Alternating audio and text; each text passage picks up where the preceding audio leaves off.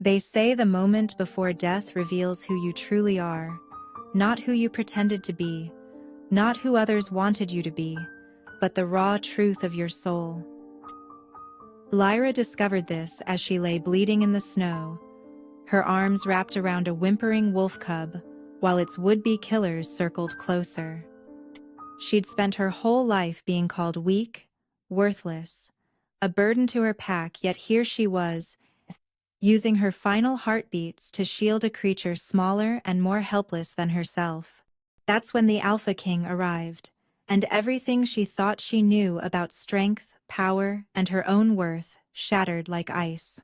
The hunting party found them at dawn, a human woman frozen nearly solid, curled around a pure white wolf cub in a hollowed-out tree trunk. Blood had pooled and frozen beneath her, turning the virgin snow a dark crimson. Her lips were blue, her brown skin ashen with death's approach.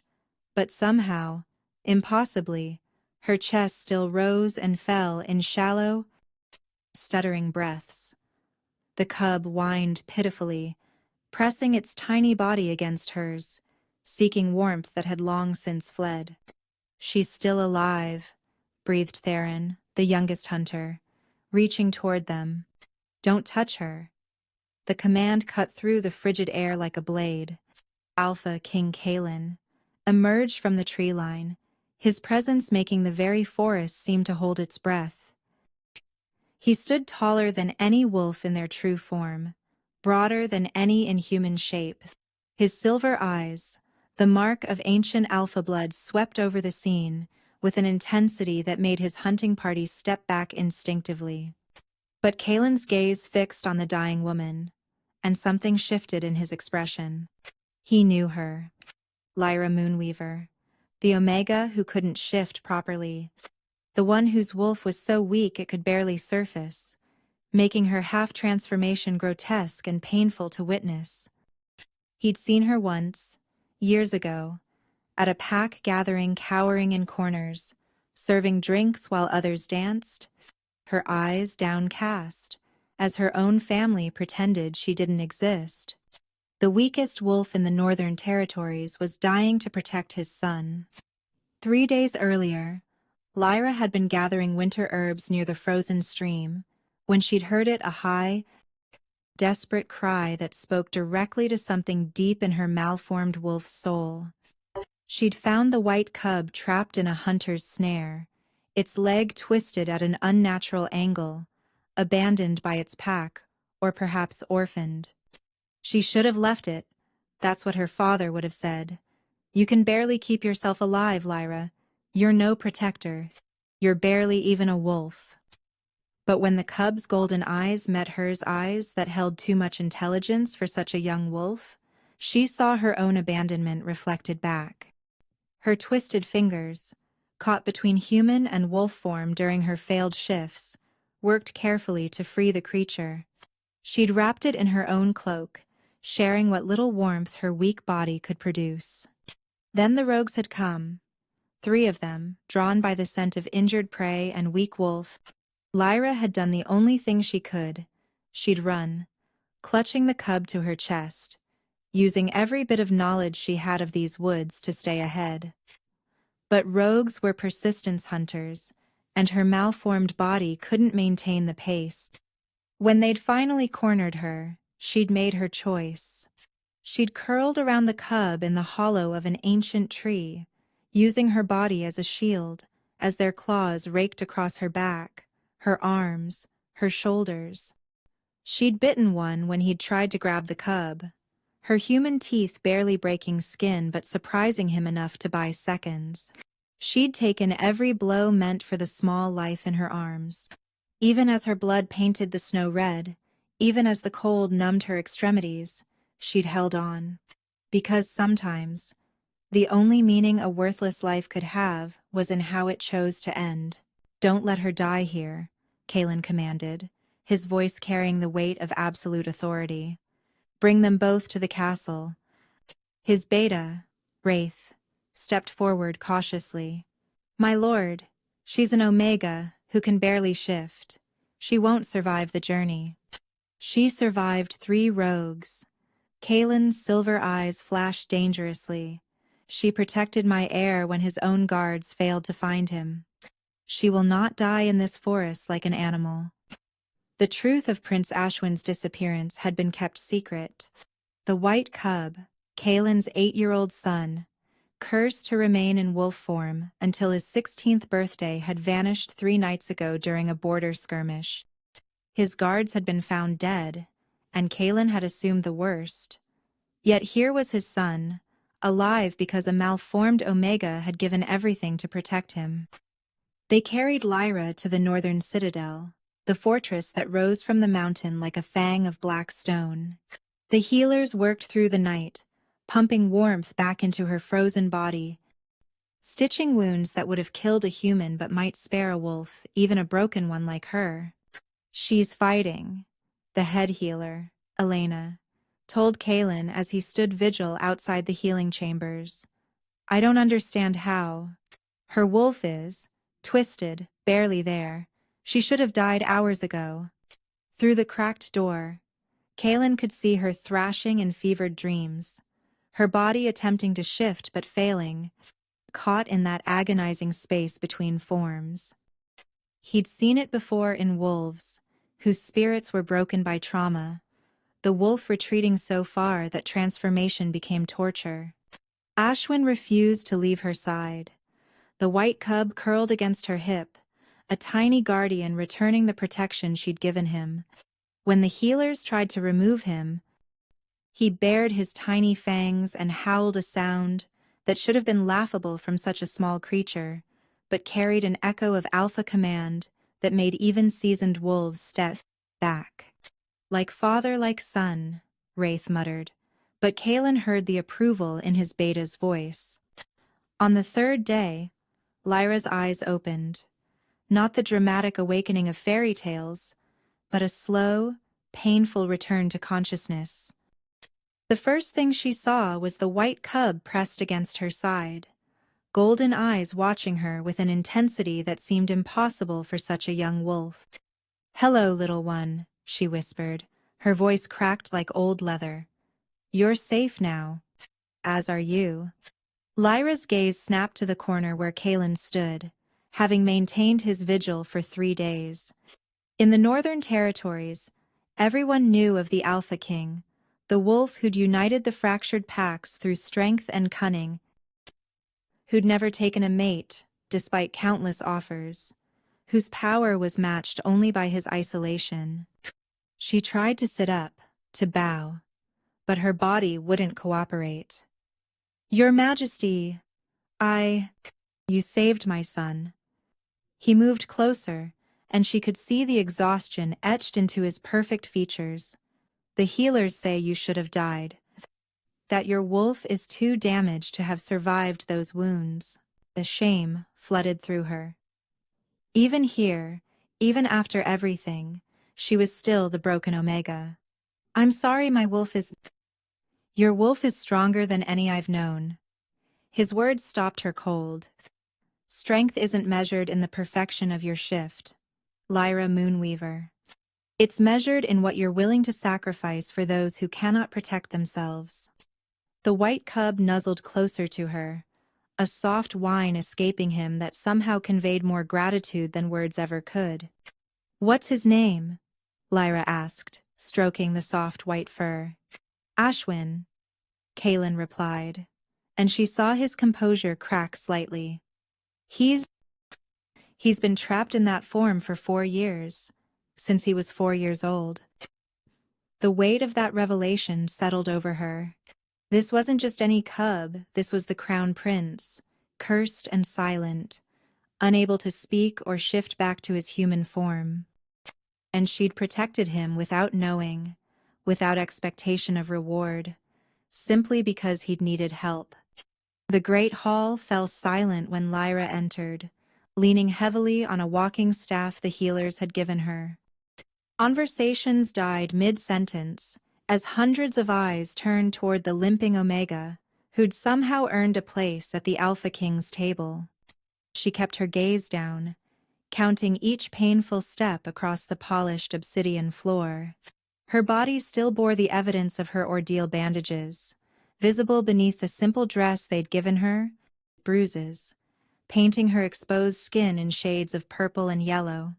But it was her presence itself that drew stares. Omegas didn't dine in the great hall, as broken Omegas.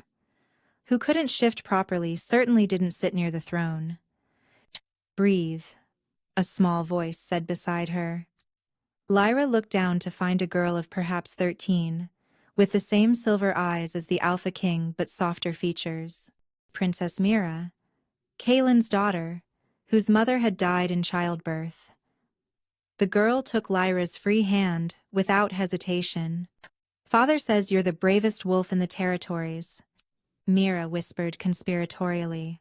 "Is it true you fought 3 rogues without shifting?" I didn't exactly fight," Lyra admitted quietly. "You won, though. That's what matters." Mira guided her to a chair that had been placed at the royal family's table, ignoring the gasps from the court. "Ashwin won't eat unless you're here. He's been very stubborn." Indeed. The white cub sat by an untouched bowl of meat, his golden eyes fixed on Lyra with unwavering intensity. When she finally sat, he immediately began eating, as if her presence alone made him feel safe. "This is inappropriate," someone hissed from a nearby table. Lady Corvina, a pure-blood alpha from the Eastern Territories, made no effort to lower her voice. "An Omega who can't even shift properly dining with royalty? What message does this send?" "It sends the message that I value courage over bloodline." Kaelin's voice cut through the whispers like a blade through silk. He entered from the side entrance, dressed in formal black that made his silver eyes seem to glow. "Unless you'd prefer to discuss your own courage, Lady Corvina. Perhaps you'd like to share how many royal heirs you've saved recently." The lady's face flushed red, but she wisely stayed silent. Kaelin took his seat at the head of the table, Ashwin immediately padding over to curl at his father's feet. "Eat," he commanded Lyra gently. "You need strength." She picked up her spoon with trembling fingers, hyper-aware of every movement being watched and judged. The soup was rich, warming her from the inside, but she could barely taste it through her anxiety. "Tell me about yourself," Kaelin said, his tone conversational, but carrying that underlying command that made him king. "Your family must be worried." Kaelin said has intelligence. Kaelin has intelligence. Kaelin has intelligence. Kaelin has intelligence, said her set. Lyra almost laughed. Worried? Her family had been relieved when she'd left to gather herbs, and hadn't returned. One less mouth to feed, one less embarrassment to explain. "I have no family, Your Majesty," she said carefully. "My parents died when I was young. The Riverside Pack took me in, but..." She trailed off, unwilling to admit how they'd treated her. "But they saw your shifting difficulties as weakness," Kaelin finished, his jaw tightening. "Fools. The Riverside Pack will answer for their treatment of you." "Please no," Lyra said quickly, then caught herself. "One didn't contradict the Alpha King. I mean, they gave me shelter. That was more than required. Their thing." Kaelin studied her for a long moment. "You defend those who abandoned you. Why?" "Because I'm used to being abandoned," she thought but didn't say. Instead, she simply lowered her gaze, unable to find words that wouldn't sound pathetic. "You'll stay here," Kaelin declared suddenly. "As Ashwin's guardian, he clearly trusts you, and that's rare." The hall erupted in whispers, but one look from their king silenced them. Lyra's eyes widened.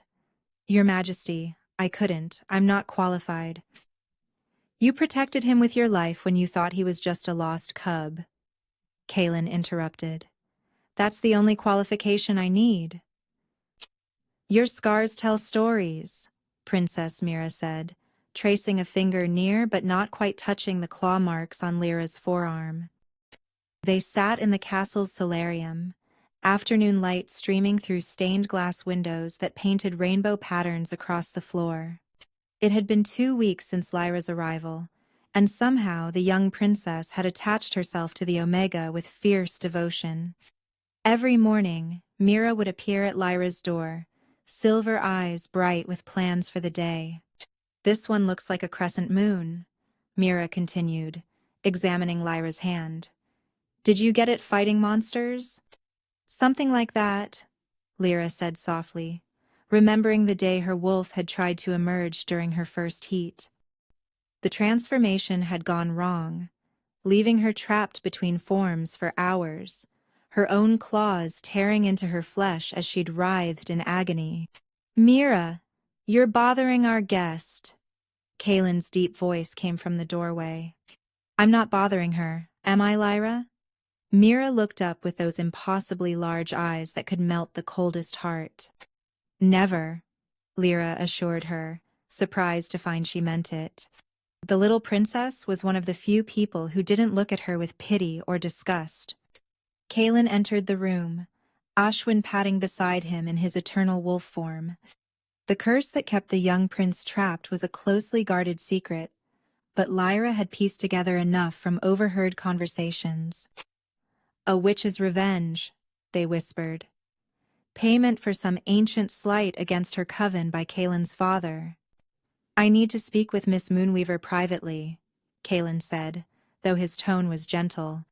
Mira huffed but obediently left, though not before hugging Lyra tightly.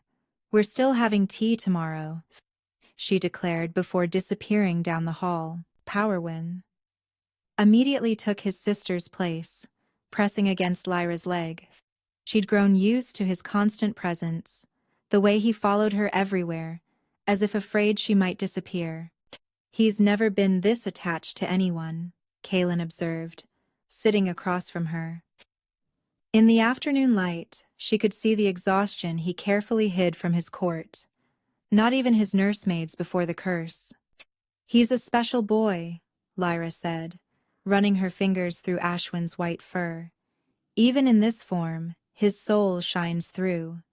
"You don't ask about the curse?" Kaylin noted. "Everyone else who learns of it immediately wants to know the details, the drama of it all." Lyra met his silver gaze steadily. "The why doesn't matter. He's a child who needs love and protection. That's all that matters." Something shifted in Kaylin's expression, a warmth that made him look younger, less like the fearsome alpha king, and more like a father who'd spent 4 years watching his son trapped in fur and silence. "How?" "The healers say you're well enough to leave," he said abruptly. "If you wish." The words hit her like cold water. Of course. She'd served her purpose, saved the prince. There was no reason for a broken Omega to remain in the castle, eating their food, taking up space. "I understand," she said, proud when her voice didn't shake. "I'll gather my things." "You misunderstand." Kaylin leaned forward. "I'm offering you a choice. You may leave with a purse of gold and my eternal gratitude. Or..." He paused, seeming to choose his words carefully. "You could stay, as Ashwin's guardian. Dad and that man. Extend..." Lyra's breath caught. "But I'm just an Omega who can't even shift properly. Surely there are stronger wolves." "He doesn't need stronger. He needs someone who understands what it's like to be trapped in a form that doesn't fit. Someone patient enough to love him as he is, not as others think he should be." His words hung between them, heavy with meaning that went beyond just Ashwin's situation. "I'll stay," she whispered, and for the first time in her life, she felt like she belonged somewhere. The first assassination attempt came on a moonless night. Lyra woke to Ashwin's growl, not the playful sound he made during their games, but something primal and terrified. Her eyes snapped open to find a figure looming over the prince's bed, silver blade gleaming in the darkness. She didn't think. Her body moved on instinct, throwing herself between the assassin and the white cub. The blade meant for Ashwin's heart caught her shoulder instead, sending fire through her nerves. "Guards!" she screamed, but the assassin was already moving for a second strike. This time, something inside Lyra snapped, not broke, but snapped into place. Her wolf, the twisted, malformed creature that had hidden deep inside her for so long, suddenly surged forward with desperate purpose. The shift was agony. Her bones cracked and reformed wrong, her skin stretched in ways it shouldn't. What emerged wasn't the sleek wolf form of a proper shifter, but something caught between hunched, with one arm still partially human, patches of fur sprouting randomly, her jaw elongated but not fully transformed. She was monstrous. She was terrifying. She was exactly what Ashwin needed her to be. The assassin stumbled back in horror at the sight of her malformed shape. That moment of hesitation was enough. Lyra lunged with her partial claws, raking them across his mask, sending him crashing into the wall. Guards flooded the room, but the assassin had already vanished through the window, leaving only blood and his abandoned blade behind. Lyra collapsed, her body convulsing as it tried to shift back. The transformation had torn things inside her that weren't meant to tear. Blood seeped from countless internal wounds. Lyra. Mira's scream echoed down the hallway as the princess ran into the room, having heard the commotion. But it was Kalen who reached her first, his hands impossibly gentle as he gathered her writhing form. "Stop fighting it," he commanded, alpha power lacing his voice. "Let it go. Let the wolf go." She wanted to obey, but her wolf wouldn't retreat. It had finally emerged to protect Ashwin, and now it didn't know how to return to hiding. "Please," she gasped through her deformed muzzle. "Can't change back." Kalen did something unexpected then. He partially shifted himself, not fully, but just enough that his own wolf could reach hers. His claws extended, his eyes went full silver, and he pressed his forehead to hers. "You're safe," he rumbled, his voice carrying both human words and wolf meaning. "Ashwin is safe. You protected him. You can rest now." Slowly, agonizingly, her body began to return to its human form. When it was over, she was sobbing against Kalen's chest, her shoulder bleeding freely, her entire body feeling like it had been turned inside out. "That was the bravest thing I've ever seen," he whispered into her hair, "and the most beautiful." She laughed bitterly through her tears. "Beautiful? I'm a monster. You saw what I become, neither wolf nor human, just wrong." "You're perfect," he said fiercely. "Your wolf emerged when it was needed most, in whatever form it could manage. That's not weakness, Lyra. That's the purest kind of strength." And if the investigation revealed the assassin had been hired by Lord Thane of the Eastern Territories, who believed his daughter should marry Kalen, and saw the cursed prince as an obstacle. "He'll strike again," Wraith warned during the council meeting Lyra had been asked to attend. "Now that he knows the prince is vulnerable." "The prince is not vulnerable," Kalen interrupted, his gaze finding Lyra across the table. "He has a guardian who would tear herself apart to protect him. Power." "With respect, my lord," Lord Thane's representative said smoothly. "One malformed Omega against trained assassins." And temperature in the room dropped. Kalen's power rolled out like a physical force, making every wolf present bare their throat in submission. "That malformed Omega is under my protection," he said, each word deliberate. "An attack on her is an attack on me. Make sure Lord Thane understands this." Later that night, Lyra sat by Ashwin's bed, her shoulder bandaged, her body still aching from the forced transformation.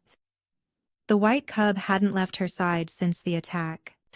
"I'm sorry," she whispered to him. "I know I'm not the guardian you deserve. Someone stronger, someone who could shift properly." Ashwin pressed his head against her hand, a soft whine escaping him. And for the first time, she could have sworn she heard something else. A whisper in her mind, faint as morning mist. "You're perfect." "No, tell me a story," Ashwin's young voice whispered in Lyra's mind. She nearly dropped the book she was reading. After a month of caring for him, she'd gotten used to the white cub's silent presence, his expressive golden eyes, his playful yips.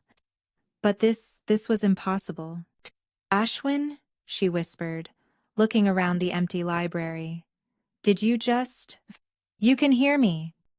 His mental voice was filled with joy. "I've been trying for so long, but nobody could hear me. Not even Father. But you can." Tears streamed down Lyra's face as she gathered the cub into her arms. "Oh, sweet boy, you've been trying to talk all this time?" "The curse," his voice turned sad. "It took my human form and my voice. But with you it's different. Maybe because your wolf is different too?" She held him tighter. 4 years old when he was cursed, now 8, he'd spent half his life trapped in silence. "What story would you like?" "Tell me about the girl who couldn't shift right but saved the prince anyway," he requested, tail wagging slightly. So she did, weaving a tale of courage and unconventional strength.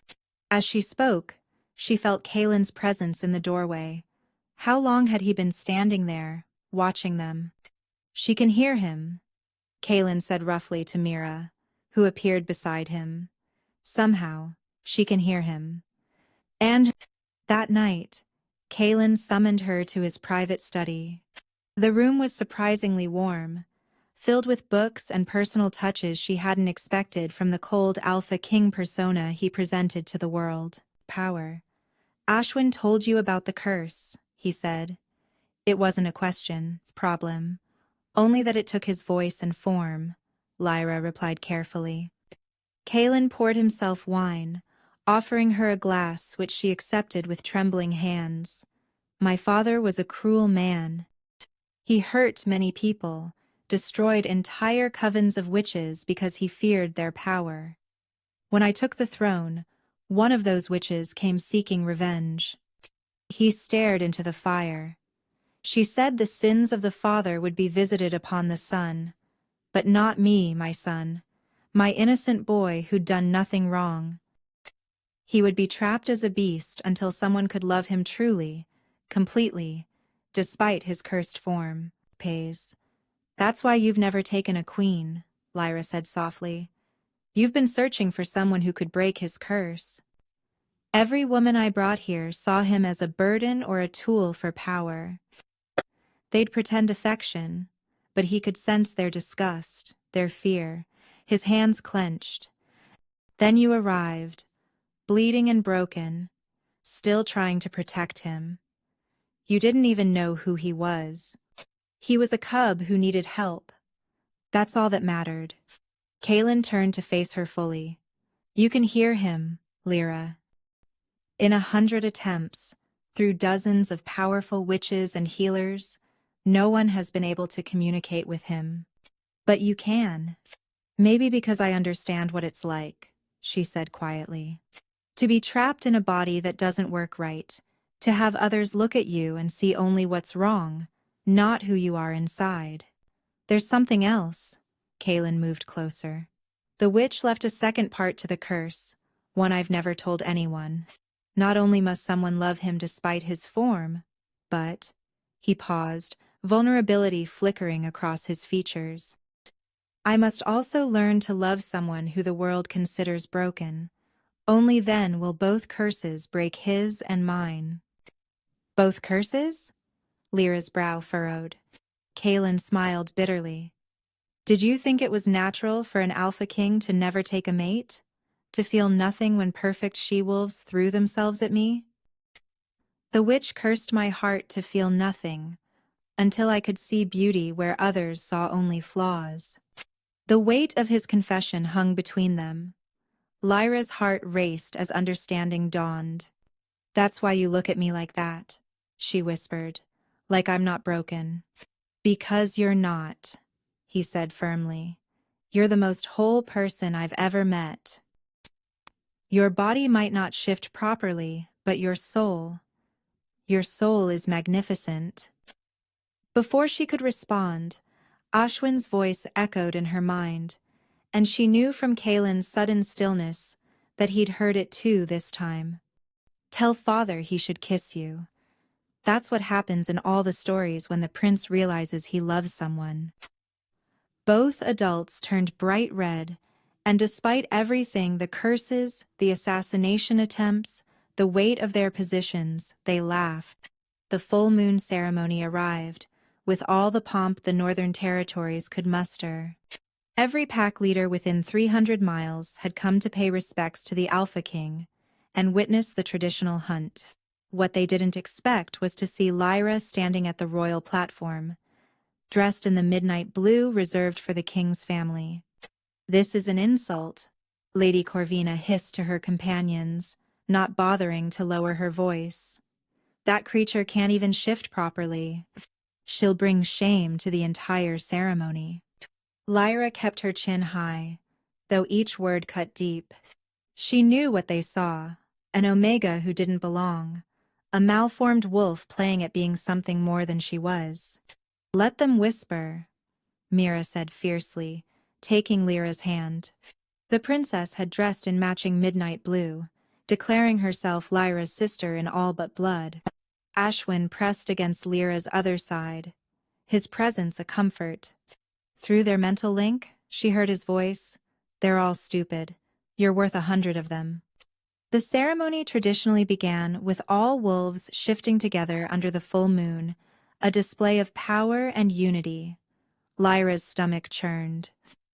She'd have to attempt it, for Kalen's sake, even knowing what would happen. "You don't have to do this," Kalen murmured beside her, but she could see the political pressure in his eyes. If she didn't at least try, it would be seen as weakness on his part for keeping her close. "I can handle it," she lied. The moon reached its apex. Around them, hundreds of wolves began their transformation, smooth, elegant shifts that took seconds. Fur rippled over skin like water. Bones reformed with practiced ease. Lyra closed her eyes and reached for her wolf. The pain was immediate and wrong. Her bones began to break but wouldn't set properly. Fur sprouted in patches, while other areas remained human. Her spine curved but didn't complete the change. She fell to her knees, a horrific sound escaping her partially formed muzzle. The gathering went silent, watching in horror and disgust as she writhed, stuck between forms. Some looked away, others watched with morbid fascination. "Abomination," someone whispered. "How can the Alpha King stand to look at it?" Stop. The single word carried such alpha power that every wolf present, shifted or not, dropped to their bellies in submission. Kalen stood, his own transformation rippling through him but not into his wolf form. Instead, he held himself in that same painful space between forms that Lyra occupied, matching her imperfect state. "This woman," he said, his voice carrying across the ceremony grounds, "saved my son. She took an assassin's blade meant for him. She speaks to him when no one else can reach him through his curse." He moved to where Lyra struggled and gently helped her to her feet, supporting her malformed frame with his own partially shifted body. "She is not an abomination," he continued. "She is evolution. While you cling to the old ways, measuring worth by the smoothness of a shift, she shows us that strength comes in many forms. Her wolf emerges not for show, not for tradition, but when innocents need protecting.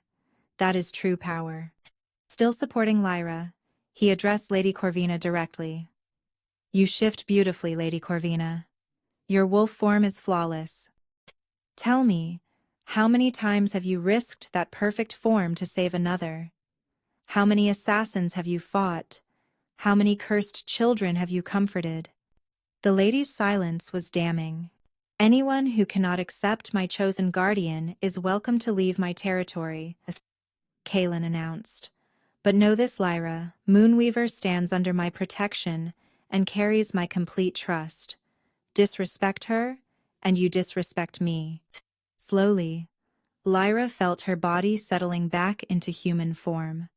The partial shift receded, leaving her exhausted but whole. Kaelin's own form normalized as well, though he kept his arm around her waist. "My lord," she whispered. "You didn't have to." "Yes, I did," he cut her off gently. "It's time they learned that perfection isn't about meeting their narrow standards."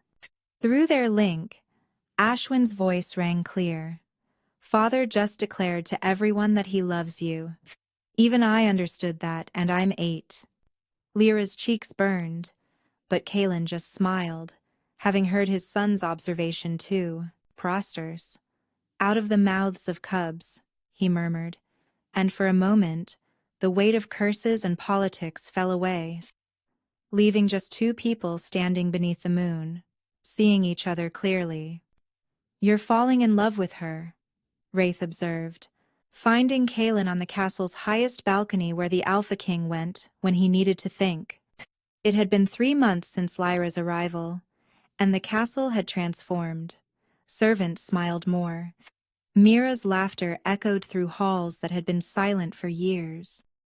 Even the ever-stoic guards softened when they saw Lyra coaxing Ashwin through his exercises, teaching him to communicate through their unique mental link. "Is it that obvious?" Kaelin asked, not bothering to deny it. "You partially shifted in public to defend her. You've executed 3 nobles who spoke against her. You watch her when you think no one's looking, like she might disappear if you blink." Wraith leaned against the stone railing. "So yes, rather obvious. The curse has nothing to do with it," Wraith interrupted. "I've known you since we were pups. This isn't about breaking magic. You love her because she sees your children as treasures instead of burdens. Because she faces each day with quiet courage despite the pain. Because she's the first person in your life who wants nothing from you except perhaps your happiness." Kaelin was quiet for a long moment. She deserves better than a king who ignored suffering like hers for years. "I let the weak be crushed under the old traditions because it was easier than fighting for change." "Then be better," Wraith said simply. "Start now." That evening, Kaelin found Lyra in what had become her favorite spot, the garden where Ashwin could run freely while she tended to the herbs she'd started growing. The white wolf cub was chasing butterflies, his joy palpable through the mental link she'd taught Kaelin to sense, if not fully access. "You're troubled," she said without looking up from the sage she was pruning. She'd learned to read him these past months, seeing through his kingly mask to the man beneath. "Lord Thane has formally requested an audience," he said. "He wants to negotiate a marriage alliance with his daughter." Lyra's hands stilled on the plants. "Lady Corvina is beautiful, powerful. She would strengthen your political position." "She also called you an abomination." Question. "Many agree with her assessment." Lyra's voice was carefully neutral, but he caught the hurt beneath it. Kaelin moved closer, close enough that her herb-scented warmth reached him. "I've made my position clear. You are under my protection." "Protection," she repeated softly. "Is that all I am to you? A responsibility?" The question hung between them, heavy with unspoken possibilities. Before he could answer, Ashwin bounded over, covered in dirt and emanating pure happiness. "Father, Lyra taught me a new game," the cubs said through their partial link. "Watch." The moment shattered, but the question remained in Lyra's eyes. That night, unable to sleep, Lyra wandered the castle halls. Her shoulder ached, it always did when storms approached, the assassin's blade having left damage that couldn't fully heal in her imperfect form. She found herself in the portrait gallery, studying the long line of Alpha Kings, all powerful, all perfect, all properly mated to equally perfect queens. My mother wasn't perfect. Lyra jumped. Finding Mira had followed her. The princess was supposed to be asleep. She was human, Mira continued, moving to stand before a portrait of a woman with kind eyes and Mira's delicate features. That's why there's no official portrait of her here, just this one father had painted in secret.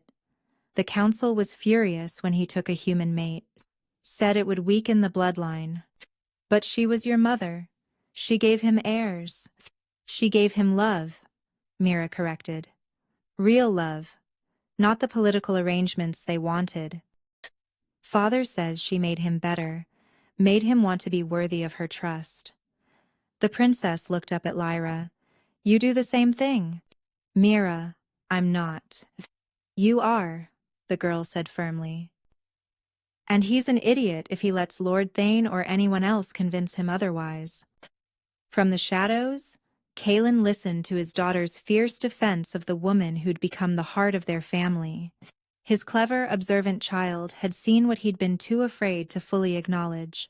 He loved Lyra, not because of a curse, not because she could hear his son, but because she was herself brave, kind, and unbroken despite everything the world had tried to do to her. Tomorrow, he decided.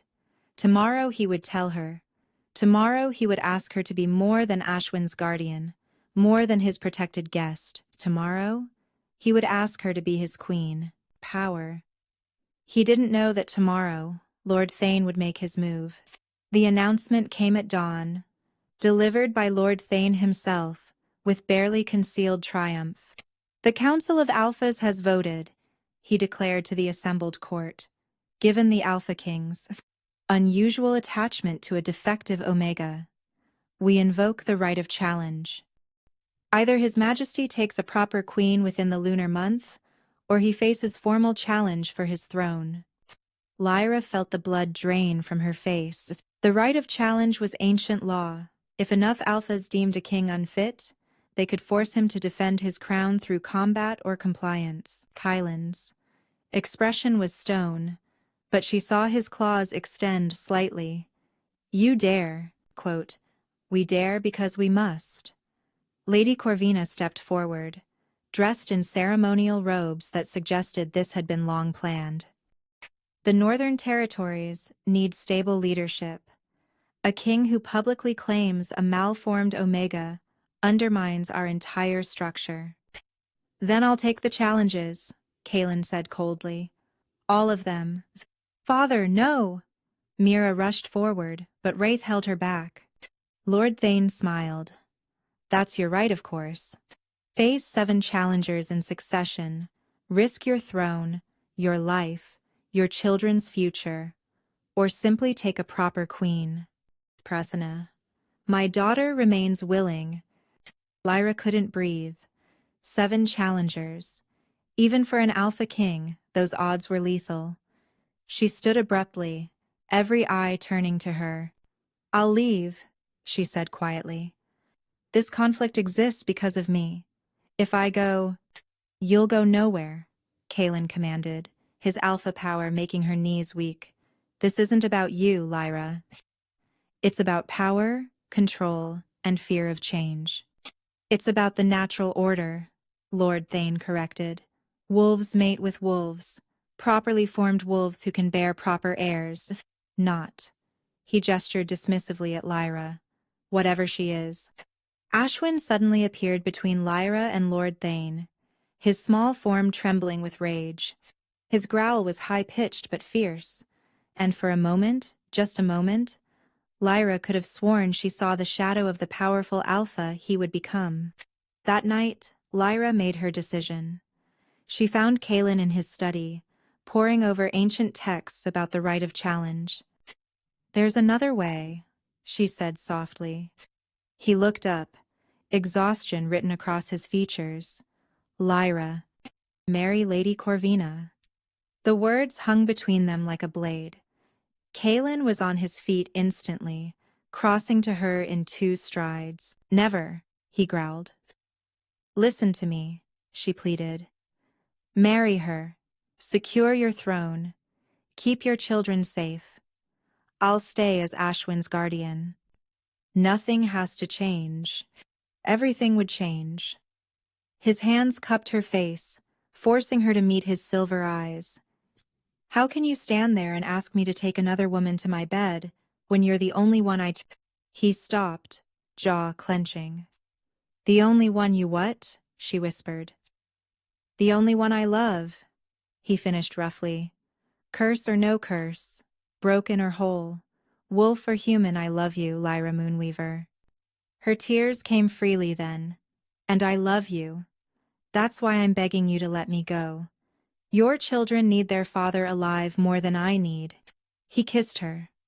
It was desperate, possessive, and achingly tender all at once. When they broke apart, both were breathing hard. I have a better plan, he said against her lips, but I need you to trust me. The night of the challenge arrived. The great arena, carved from the mountain itself, filled with wolves from every territory. 7 challengers stood ready, each an alpha in their own right, each hungry for the throne. Kalen entered alone. No armor, no weapons, just the power of his wolf and his will. But before the first challenge could begin, he raised his hand. I invoke the mate's right, he announced, his voice echoing off stone walls. Gasps rippled through the crowd. The mate's right was even older than the right of challenge, a law stating that an alpha's chosen mate could stand as proxy in formal challenges. But you have no mate, Lord Thane protested. I do. Kalen smiled, sharp and dangerous. Lyra Moonweaver is my chosen mate, my equal in all things. She has the right to face these challenges in my stead or beside me, as she chooses. This is absurd, Lady Corvina shrieked. She can barely shift power. Then defeating her should be easy, Kalen countered. Unless you're afraid of facing a broken Omega? The trap was perfectly set. To refuse would be to admit fear. To accept would mean facing someone they'd all dismissed as worthless. Lyra stepped forward, understanding Kalen's plan. I choose to face them, she said, her voice carrying across the arena. All 7, if necessary. The arena fell silent as Lyra stepped forward. She wore no armor, only a simple tunic and pants that wouldn't restrict her movement. Her chin was high, but Kalen could see the tremor in her hands. I invoke the proxy right, she announced, her voice carrying surprising strength. I will face the first challenger. Lord Thane laughed, cruel and mocking. You can't be serious. You'll die in seconds.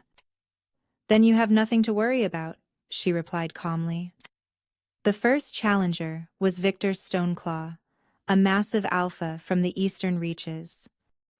He shifted immediately into his wolf form, huge, black as night, muscles rippling under glossy fur. The crowd made appreciative noises at the display of power. Lyra closed her eyes and reached for her wolf. The transformation was agonizing, as always. Bones broke and reformed incorrectly.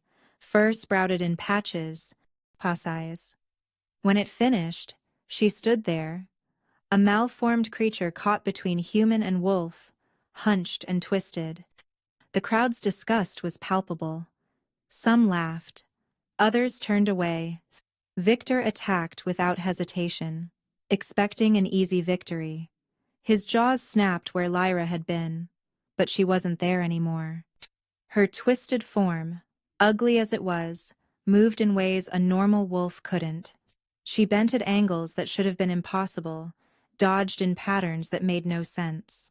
She's not fighting like a wolf, Wraith observed from beside the throne. She's fighting like nothing I've ever seen. Because she had learned to work with her body instead of against it. Every malformation, every painful twist, she'd studied them, understood them, turned them into advantages. Where a normal wolf moved predictably, she moved like water, like smoke, like something from nightmares. Victor grew frustrated, then angry, then desperate. His attacks became wilder, more vicious. But Lyra remained calm, dodging, weaving, waiting. Then she saw her opening. As Victor lunged for what he thought was her exposed throat, she twisted in a way that would have snapped a normal spine. Her partially human hand, still equipped with opposable thumbs, grabbed his ear. Her wolf claws, extended from fingers that shouldn't exist in that form, found the pressure point she'd studied in anatomy texts. Victor collapsed, paralyzed but alive. The arena erupted in chaos. Impossible! She cheated. What is she? She is magnificent, Kaelin said loudly, pride evident in every word. She is evolution. She is adaptation. She is proof that strength isn't about meeting your narrow definitions of perfection. Asked, Lyra's form slowly, painfully returned to human. She stood over the paralyzed Victor, breathing hard but victorious. Next challenger, she called out. But before anyone could step forward, Ashwin broke free from Mira's hold and raced into the arena. The white cub ran to Lyra, and as he pressed against her legs, something extraordinary happened. Light exploded from both of them. Not harsh or blinding, but warm, golden, alive. The crowd gasped as Ashwin's form began to change, not painfully like Lyra's transformations, but smoothly, naturally. Where the white cub had stood, a small boy now knelt, 8 years old, with his father's silver eyes and strong features, but with something else, a gentleness, a wisdom beyond his years. Lyra, he said, his actual voice rough from disuse. You broke it. You broke the curse. She fell to her knees, gathering him into her arms as tears streamed down her face. How? The witch said someone had to love me despite my cursed form, Ashwin explained, his thin arms wrapping around her neck. But also, I had to see someone I love accept their own cursed form. You didn't fight despite being broken, you fought because of it. You showed me that different doesn't mean less than. The arena had gone completely silent. Even Lord Thane seemed struck speechless. Kaelin entered the arena, his own eyes suspiciously bright as he knelt beside them, pulling both Lyra and his son into his embrace. The challenges are withdrawn, Victor Stoneclaw said, having regained movement. He bowed deeply to Lyra. Anyone who can defeat me with such unconventional skill, who can break a curse that dozens of powerful witches couldn't touch. You have my respect and my allegiance. One by one, the other challengers knelt, but Lord Thane remained standing, his face purple with rage. This proves nothing, he roared. She's still a malformed creature who cannot provide heirs. She's provided something more valuable. Kaelin stood, helping Lyra to her feet while Ashwin clung to her hand. She's shown us a new way forward. This changes nothing, Lord Thane roared. She's still a malformed Omega who cannot bear heirs. The bloodline ends with her. Before anyone could respond, Mira stepped forward. At 13, she already carried herself with the authority of a future queen. The bloodline continues through me, she said clearly. And through Ashwin. We don't need Lyra to bear children. We need her to be our mother, which she already is in every way that matters.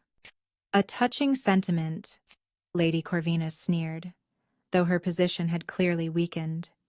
But sentiment doesn't secure political alliances or strengthen pack bonds. No, Kaelin agreed, standing slowly. But evolution does. He gestured to the arena floor where Lyra's blood had spilled during her transformation. Where each drop had fallen, something extraordinary was happening. Flowers were blooming, not ordinary flowers, but silver-petaled things that seemed to pulse with their own light. Moon blossoms, breathed an elderly wolf from the crowd. but they've been extinct for centuries. Legend says they only grow where great sacrifice meets pure love. Lyra's blood, her imperfect, malformed blood, has awakened something we thought lost forever, Kaelin announced. How many other gifts have we destroyed in our pursuit of a narrow definition of perfection? How much magic have we killed by declaring it defective? He moved to stand beside Lyra, who was still holding Ashwin, the boy clinging to her as if afraid she might disappear. I name Lyra Moonweaver as my mate, my queen, and the mother of my children, Kaelin declared formally. Any who challenge this decision challenge me directly, and unlike my mate, I won't show mercy. The threat in his voice was unmistakable. But more importantly, the crowd was beginning to shift. Whispers rippled through the arena, not of disgust, but of awe. She broke the curse, defeated an alpha in single combat, made the moon blossoms bloom. Lord Thane made one last desperate attempt. The council will never... The council will adapt, a new voice interrupted. Elder Sage, the oldest and most respected alpha in the territories, stepped forward. Or it will be replaced. The world changes, Thane. Those who refuse to change with it get left behind. She approached Lyra slowly, studying her with ancient eyes. Show me your wolf again, child. Lyra hesitated, but Kaelin squeezed her shoulder encouragingly. She reached for her wolf, and the now familiar agony washed through her. But this time, something was different. The transformation still hurt, still twisted her into that impossible form, but she felt stronger, more stable. Elder Sage circled her slowly, examining every imperfect angle, every impossible joint. Do you know what you are? The elder asked finally. Lyra shook her head, unable to speak in this form. You're a bridge, Elder Sage announced. Once every 1,000 years, one is born a wolf who exists between forms to show us new paths of evolution. The last bridge founded the Northern Territories. They were also called malformed, defective, broken. History renamed them revolutionary. As Lyra shifted back, exhausted but triumphant, Lord Thane made his final mistake. In his rage and humiliation, he pulled a concealed blade iron, not silver, meant to poison rather than kill cleanly. He lunged not at Lyra, but at Ashwin. Time seemed to slow. Lyra moved, but she was too far away, too exhausted from her transformations. The blade descended toward the boy who'd just regained his human form. Then Kaelin was there, catching the blade with his bare hand, the iron searing his palm. His other hand closed around Thane's throat. You just attempted to murder my son, Kaelin said, his voice deadly quiet. In front of hundreds of witnesses. Father, Ashwin said softly. Don't kill him. Everyone turned to stare at the boy. Lyra taught me that mercy isn't weakness, Ashwin continued, and that sometimes the greatest punishment isn't death, but living with the consequences of your actions. Ashwin, Kaelin, looked at his son, then at Lyra, who nodded slightly. With visible effort, he released Thane. You're stripped of your title, your lands, and your position in the council, Kaelin declared. You'll live as an Omega, at the bottom of the hierarchy you so viciously defended. Let's see how you fare under the system you championed. Guards dragged the broken lord away, and in that moment, everything changed. The old order hadn't just been challenged, it had been shattered and rebuilt. Long live the Queen, someone shouted from the crowd. Long live Queen Lyra, others took up the cry. But Lyra only had eyes for the two children, clinging to her one who'd found his voice, one who'd never stopped believing, and the man who'd seen her worth when she couldn't see it herself. 1 year later, the Great Hall had been transformed for the mating ceremony. Moon blossoms now growing throughout the castle grounds. From seeds of those first flowers wove through traditional wolfsbane and silver roses. The combination of extinct and common, magical and mundane, perfectly captured the union being celebrated. Lyra stood before the mirror in her chambers, barely recognizing herself. The wedding dress was a masterpiece of silver and midnight blue, but it wasn't the fine clothes that made her look different. It was the confidence in her posture, the peace in her eyes, the small smile that had become her default expression, rather than the careful blankness she'd worn for so many years. "You're beautiful," Mira said from the doorway. "Now 14, and growing more elegant each day. But you were beautiful before, too. Before the dress, before the title, before any of this." "When I was broken?" Lyra asked gently, knowing the girl needed to hear the answer. "You were never broken," Ashwin said, entering behind his sister. At 9, he was tall for his age, his time as a wolf having made him more graceful than most boys. "You were just waiting to bloom. Like the moon blossoms." A knock at the door interrupted them. Wraith entered, grinning. "The Alpha King is about to wear a hole in the floor from pacing. If you don't hurry, he might just come fetch you himself. Tradition be damned." Lyra laughed, the sound still surprising her sometimes. When had she learned to laugh so freely? The ceremony itself was unlike any mating ritual the Northern Territories had seen. Instead of the traditional hunt where the male pursued the female in wolf form, Kaelin and Lyra had chosen something different. They stood together in the courtyard, surrounded by every pack in the territory. As the moon rose, they both began to shift, but slowly, deliberately, holding the space between forms that Lyra had taught Kaelin to navigate. Together, they existed in that impossible middle ground, neither fully human nor fully wolf. And in that space, they danced. It should have been grotesque, two partially transformed beings moving together. Instead, it was hauntingly beautiful, a physical representation of meeting each other exactly as they were. When they finally returned to human form, the gathered wolves howled their approval, a sound that echoed across the mountains and would be remembered in stories for generations. But the true surprise came during the feast. "I have an announcement." "The pack healer," Elena said, approaching the head table where Lyra and Kaelin sat with their children. "Your Majesty, might I examine you briefly?" Lyra frowned but offered her hand. The healer's eyes went wide as her magic touched Lyra's essence. "Impossible," she breathed. "What?" Kaelin was on his feet instantly, protective. "Your Majesty is with child, twins." The hall erupted.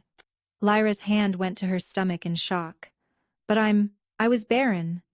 The healers in my old pack confirmed it multiple times." "You were barren when you believed you were broken," Elena said thoughtfully. "But the body and spirit are connected in ways we don't fully understand. When you accepted yourself, when you found your true strength, perhaps your body healed in ways medical magic couldn't achieve." Kaelin pulled Lyra into his arms, both of them crying and laughing simultaneously. Mira and Ashwin joined the embrace, their family complete and growing.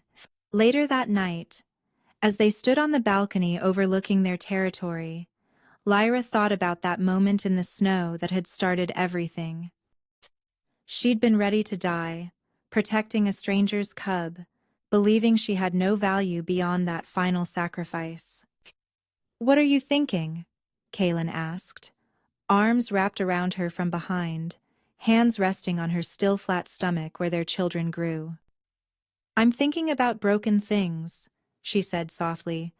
"How sometimes they're not broken at all. They're just becoming something new, something the world hasn't seen before." "Like you?" "Like us," she corrected, turning in his arms. "A king who learned to see beyond perfection." A woman who learned to fight because of her flaws, not despite them. Children who teach us that love doesn't require blood or conventional forms, kind of. We're all beautifully imperfect. He kissed her then, under the moon that had witnessed her near death, her transformation, and now her triumph. In the distance, a wolf howled, young, uncertain, imperfect. Another malformed shifter, perhaps, struggling with their place in the world. Lyra smiled, already planning. The castle had plenty of room, and she had plenty of love to give. We should find them, she said. Whoever that is, bring them here. Of course we will, Kaelin agreed. After all, the broken ones make the strongest pack. As if in agreement, a moon blossom bloomed at their feet, its silver petals catching the moonlight. The extinct flower that grew from imperfect blood, proof that sometimes the most beautiful things come from the most unexpected sources. Their story had begun with sacrifice and near death. It would continue with life, love, and the revolutionary idea that strength came not from perfection, but from the courage to be exactly who you were meant to be. The Alpha King had found his queen, the broken Omega had found her strength. And together, they would reshape the world, one beautiful imperfection at a time. The training grounds echoed with an unusual sound, laughter, mixed with frustrated growls. Lyra watched from the observation deck as her latest student, a young wolf named Kieran, whose shift only affected half his body, attempted the defensive maneuver she'd been teaching. Don't fight against the asymmetry, she called down. Use it. Your opponents expect symmetrical movement. Disappoint them. At 5 years old, her twins were already showing signs of their unique heritage. Luna could partially shift at will, her hands becoming claws, while keeping human flexibility. Leo's gift was different. He could sense the pain of others' transformations, and somehow ease it. A healer's gift born from his mother's suffering. "Mama, look," Luna called, showing off her latest trick. One wolf ear and one human ear, letting her hear in frequencies others couldn't. Quote, "Magnificent little moon," Lyra praised, though she kept one eye on Kieran's progress. The Academy for Exceptional Shifters had been Kaelin's wedding gift to her, a place where those deemed defective by traditional standards could learn to harness their unique abilities. In 5 years, they'd trained 300 students. Some became the kingdom's most elite guards, their unconventional abilities making them unpredictable in battle. Others became healers, scholars, or artists, finding that their different perspectives led to innovations. "You've built something incredible," Kaelin said, joining her on the deck. Even after 5 years, her heart still skipped when he appeared. "We built it," she corrected, leaning into his warmth. Below. Kieran finally managed the maneuver, using his half-shifted form to bend at an impossible angle and disarm his opponent. His joy was infectious, spreading to the other students who cheered his success. "Another bridge," Kaelin observed. "Elder Sage says there have been more born in the last 5 years than in the previous century." "Maybe they were always there," Lyra suggested. "They just needed to see that being different could be a gift, not a curse." Ashwin, now 13, and already showing the powerful build of a future Alpha King, was helping with the younger students. His time as a wolf had given him patience and understanding beyond his years. Mira, 18, and recently mated to a scholar who appreciated her brilliant mind over her royal blood, was documenting the various forms of partial shifting for medical texts. "The world is changing," Kaelin said softly. "Good," Lyra replied. "It needed to." That night, as she tucked the twins into bed, Luna asked the question Lyra had been expecting. "Mama, why do some wolves still call you the Broken Queen?" Lyra sat on the edge of the bed, considering her answer. because some people think broken means worthless. But do you know what broken really means? Furry too. Both twins shook their heads. It means something that's been changed from its original form. Like, when we break ground to plant seeds, or break dawn to start a new day, I am broken beautifully, powerfully broken. And that breaking let me become something new, something needed. Like the moon blossoms? Leo asked. Exactly like the moon blossoms. After the children were asleep, Lyra found herself in the garden, where those first magical flowers had bloomed from her blood. They covered the entire courtyard now, their silver light gentle in the darkness. She thought about the woman she'd been rejected, barren, unable to shift properly. That woman had died in the snow, protecting a cub she didn't know was a prince. What rose in her place was something unprecedented, a bridge between worlds, a teacher of the unconventional, a mother to many, a queen who ruled through understanding rather than perfection. No regrets? Kaelin asked, finding her among the flowers. None, she said firmly. Every scar, every failed shift, every moment of pain led me here. Led me to you, to our children, to this life I never dared dream of. He pulled her close, and together, they watched as across the courtyard, a young student, one who could only shift their legs, practiced the running technique Lyra had developed specifically for their unique form. You saved more than just Ashwin that day in the snow, Kaelin murmured. You saved all of us from the prison of our own limited thinking. Lyra smiled, remembering the terrified woman who'd stood before a beast, convinced she was worthless. That woman had been wrong about so many things, but mostly about herself. She wasn't the weak link in the chain of evolution. She was the next step forward. And in the Northern Territories, under the light of the moon blossoms that grew from imperfect blood and perfect love, the definition of strength itself had been rewritten by a broken Omega who refused to be anything less than whole. Remember, sometimes the most powerful thing you can be is exactly who you are, imperfections and all. The world doesn't need another perfect copy. It needs your unique truth, your different perspective, your beautiful brokenness that might just be the key to someone else's healing.